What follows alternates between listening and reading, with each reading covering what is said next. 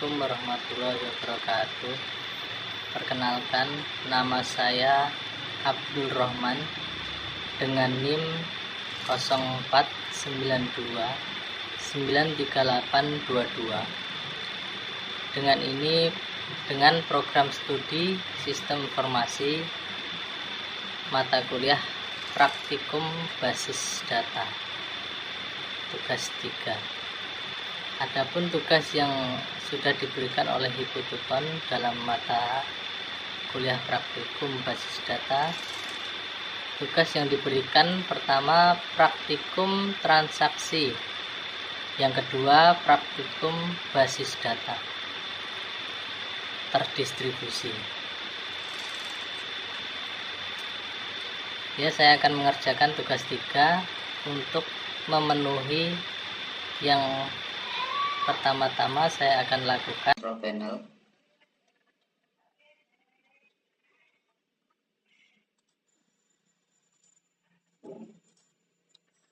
Kemudian Apache dan MySQL kita start.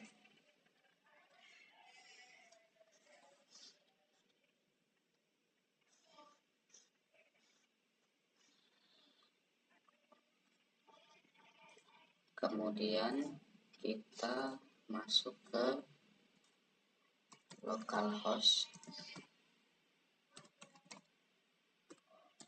php my admin.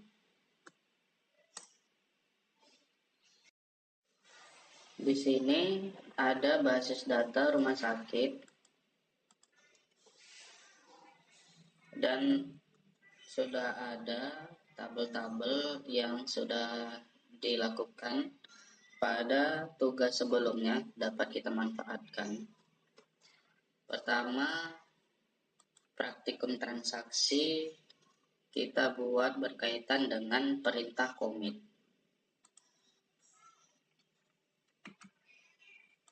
Kita tambahkan pertama transaksi 1.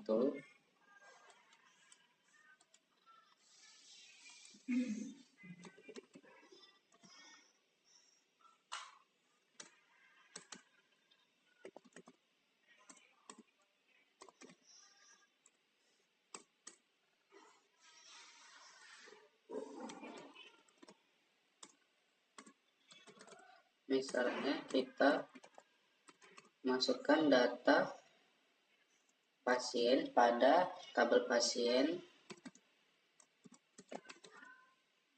ID pasien, nama pasien, alamat pasien, dan jenis kelamin.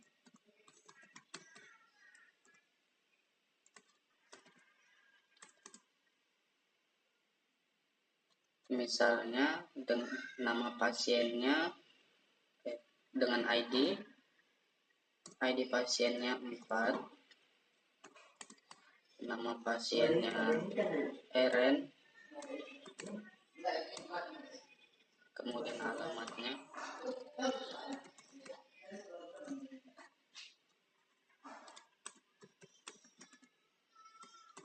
kemudian jenis kelamin 1, itu laki-laki.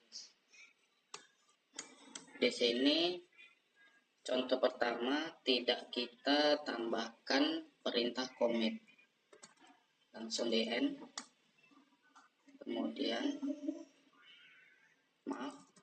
harusnya select from dulu,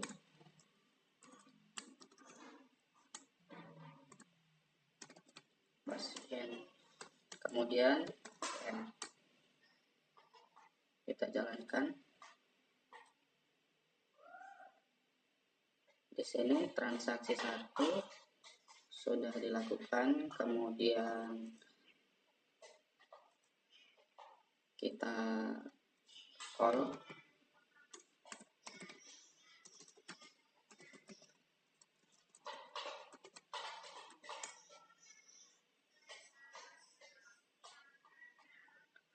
Di sini sudah terlihat ID pasien nomor 4, namun karena tidak menggunakan perintah commit, data pasien tersebut tidak akan masuk ke dalam tabel basis data rumah sakit.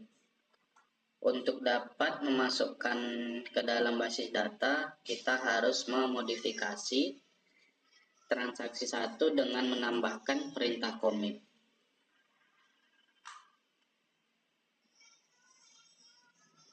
Misalnya kita tambahkan transaksi 2 dengan menambahkan perintah commit.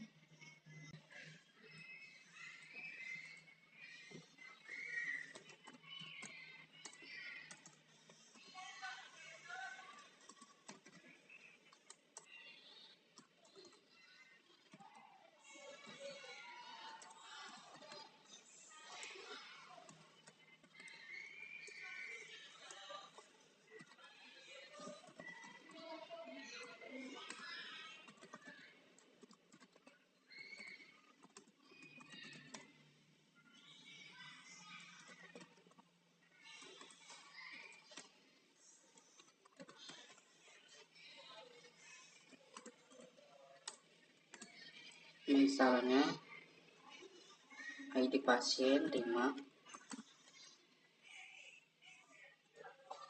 dengan nama pasien, kemudian alamat,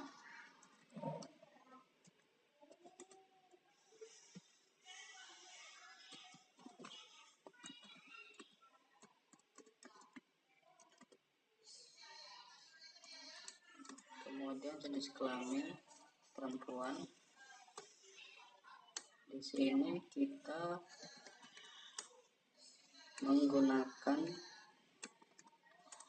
perintah commit.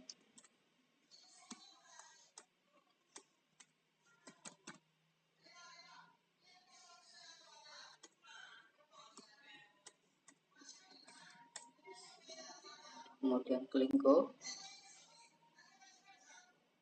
Di sini transaksi 2 sudah ditambahkan, kemudian kita call.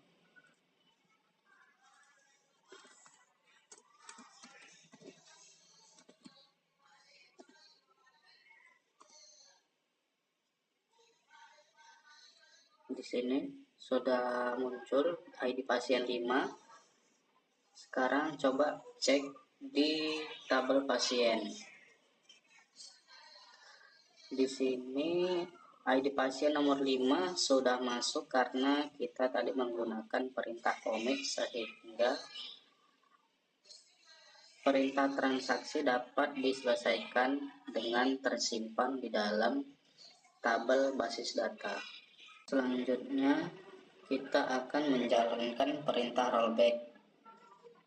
Perintah rollback ini digunakan untuk menggugurkan perintah yang sedang berjalan.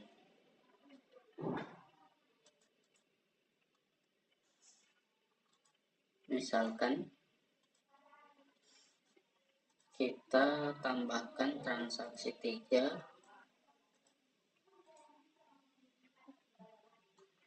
dengan perintah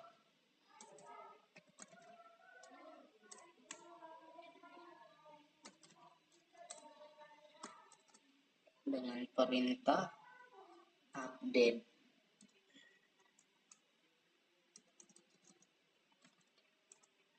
Update nama pasien,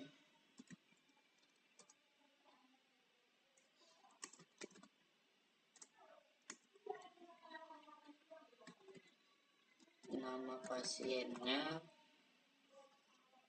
misalnya nama pasien Mikasa, dengan ID pasien 5 akan kita ganti dengan nama pasien Armin.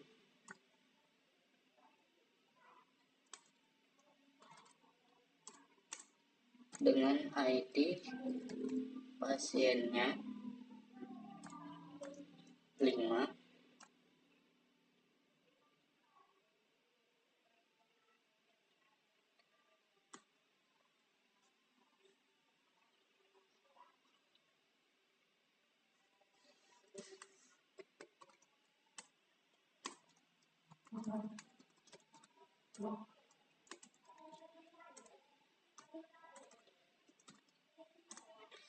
kemudian kita klik go, kemudian kita cek dengan perintah call transaksi 3.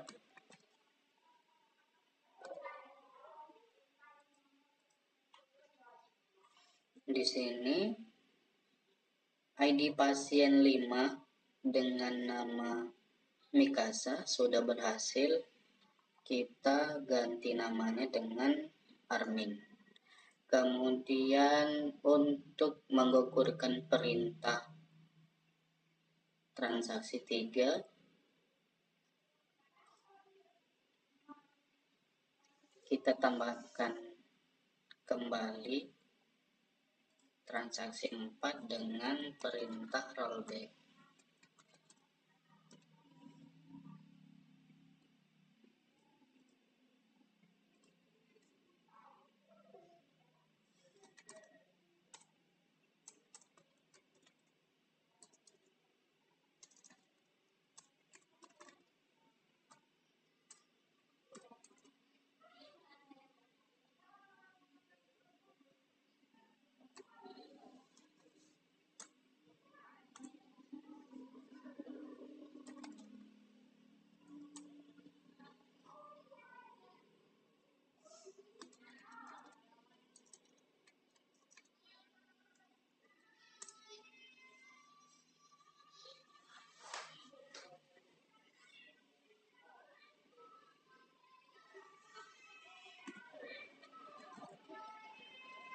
Nama pasien Armin akan kita rollback sehingga akan kembali namanya menjadi Mikasa dengan ID pasien 5.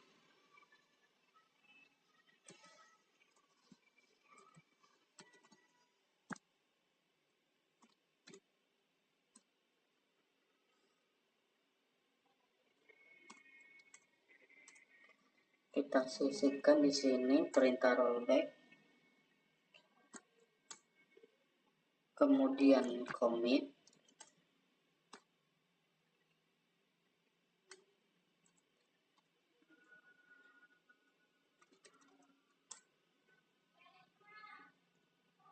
select from pasien,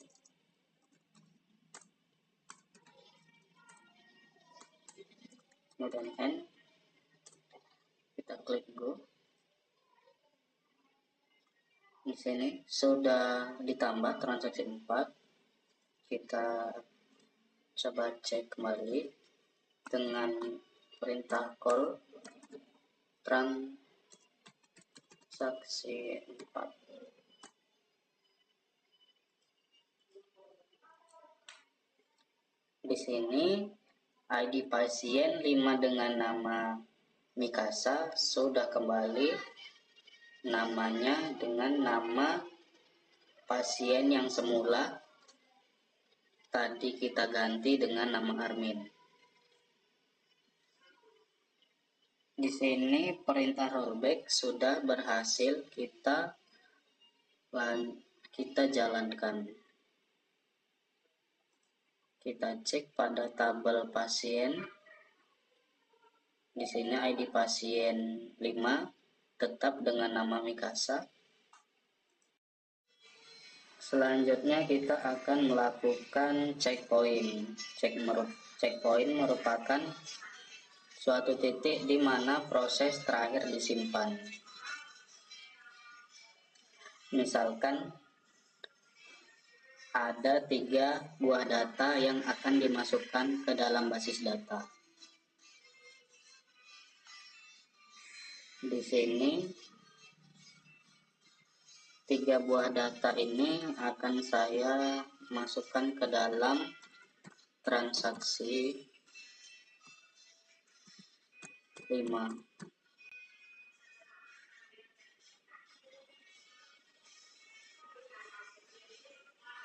Di sini transaksi 5 akan saya tambahkan 3 buah data, yaitu dapat kita lihat di sini.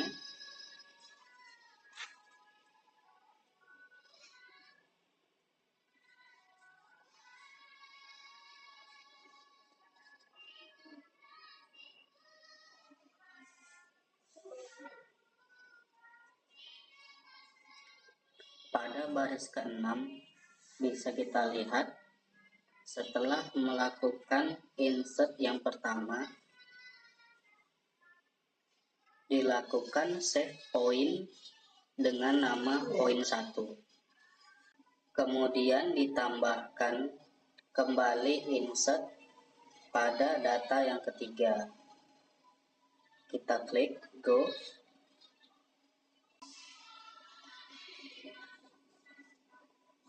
Dapat dilihat dari hasil transaksi 5, data yang masuk hanya 2 data, yaitu ID pasien 6 dan ID pasien 8.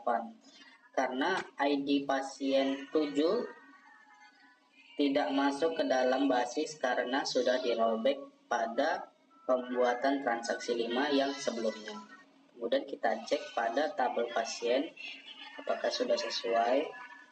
Di sini sudah sesuai, ID pasien 6 dan 8 sudah masuk, hanya pasien 7 yang tidak masuk ke dalam basis data. Kemudian yang kita lakukan selanjutnya adalah trigger. Trigger di sini berfungsi sebagai perintah yang dapat memicu perubahan sebuah basis data. Perubahan tersebut bisa berupa insert, update, atau delete.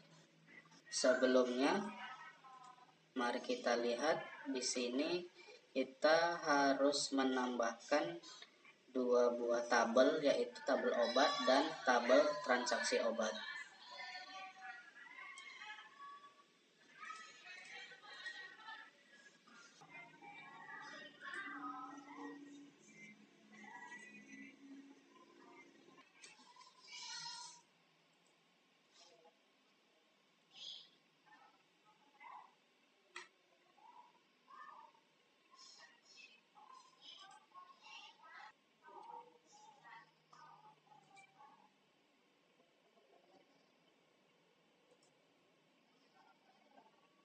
Di sini kita lihat tabel obat dan tabel transaksi obat sudah ditambahkan. Kemudian 2 tabel tersebut relasikan dengan tabel yang lainnya. Kita masuk ke menu designer.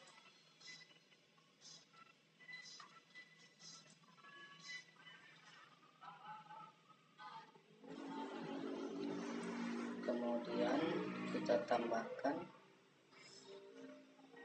obat dan transaksi obat.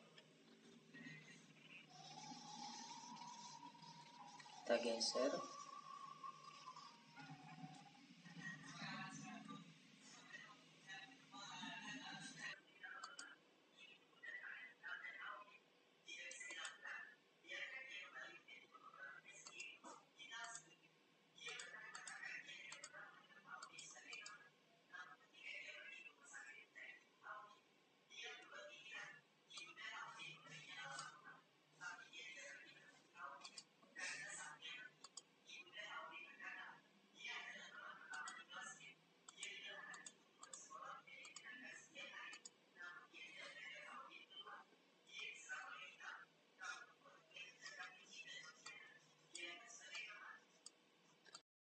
Di sini terlihat tabel obat dan tabel transaksi obat sudah berelasi.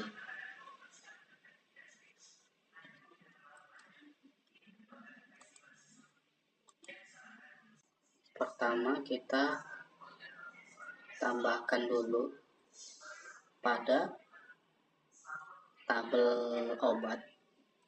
Misalkan kita buat data 3 buah obat. Kita bikin transaksi,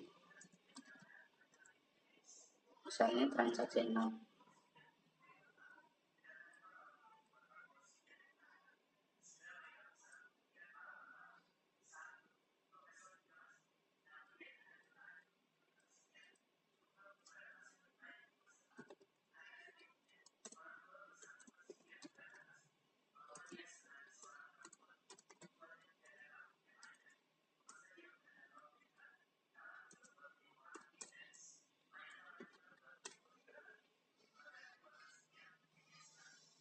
sini kita tambahkan misalkan obat paracetamol, amoxicillin, dan ibuprofen masing-masing. Kita buat harga dan stoknya.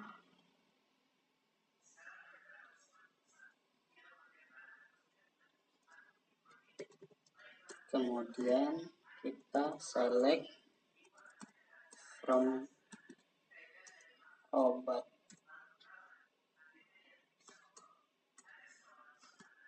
Jangan lupa commit, kemudian kita klik go. Di sini sudah ditambahkan transaksi 6. Kemudian kita call transaksi 6.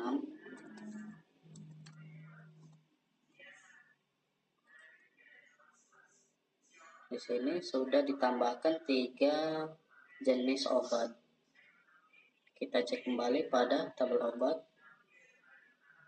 Di sini sudah nampak sudah ditambahkan 3 buah obat. Selanjutnya kita buat perintah triggernya.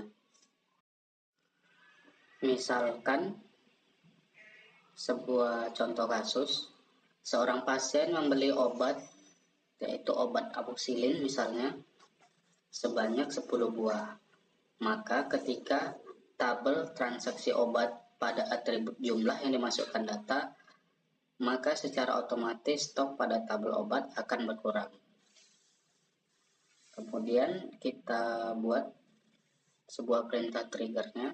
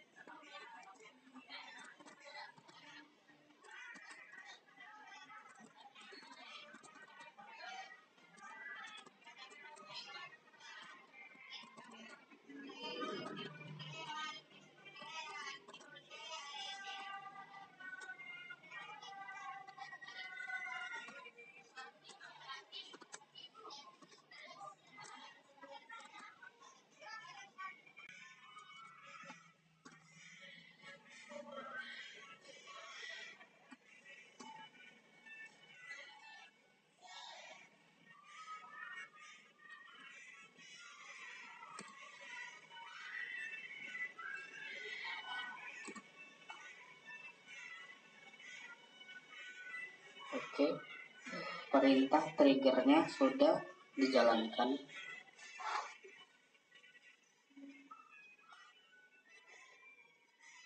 Kita masuk pada menu trigger, create new trigger. Kemudian di sini triggernya bisa kita buat tanggal jual. Kemudian tabelnya tabel transaksi obat, time-nya after. Kemudian kita masukkan perintahnya, update.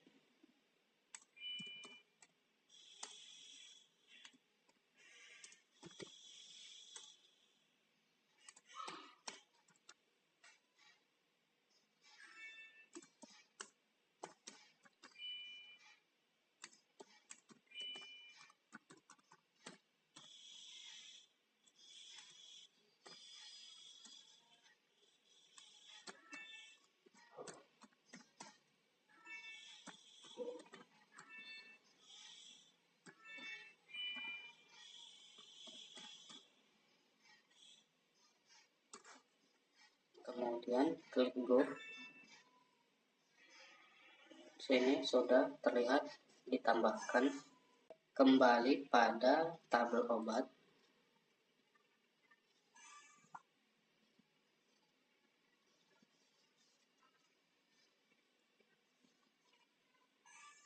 Untuk menjalankan perintah trigger, kita coba masukkan data pada tabel transaksi obat. Kita masuk ke bagian insert.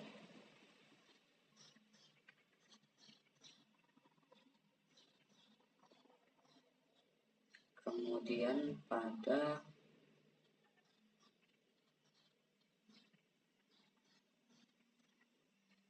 transaksi obat,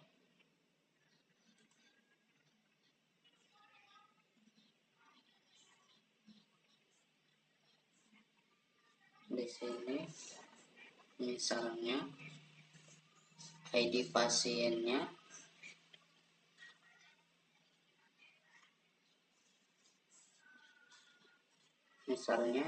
ID pasien 5,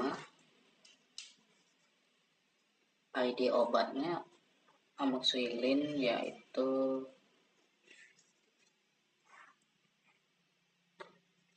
nomor 2. Kemudian jumlah obatnya 5.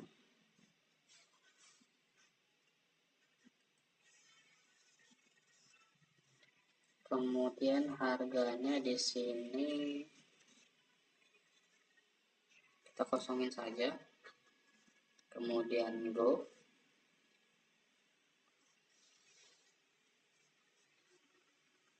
Di sini sudah ditambahkan data pada transaksi obat.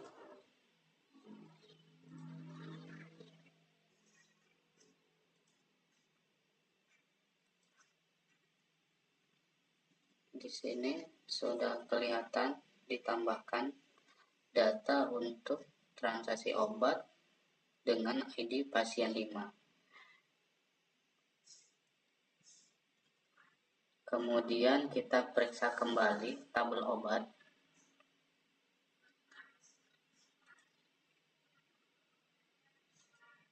Di sini terlihat pada tabel obat ID obat nomor 2 yaitu amoxicillin terlihat berkurang. Yang dari sebelumnya 30, stoknya berkurang menjadi 25. Karena ada yang membeli obat tersebut sebanyak 5, yaitu dengan ID pasien 5. Otomatis berkurang berdasarkan jumlah data yang kita masukkan pada tabel transaksi obat. Jadi kesimpulannya adalah trigger ini sebagai pemicu jika ada perubahan pada baris sebuah tabel di basis data. Perubahan bisa insert, update, atau delete.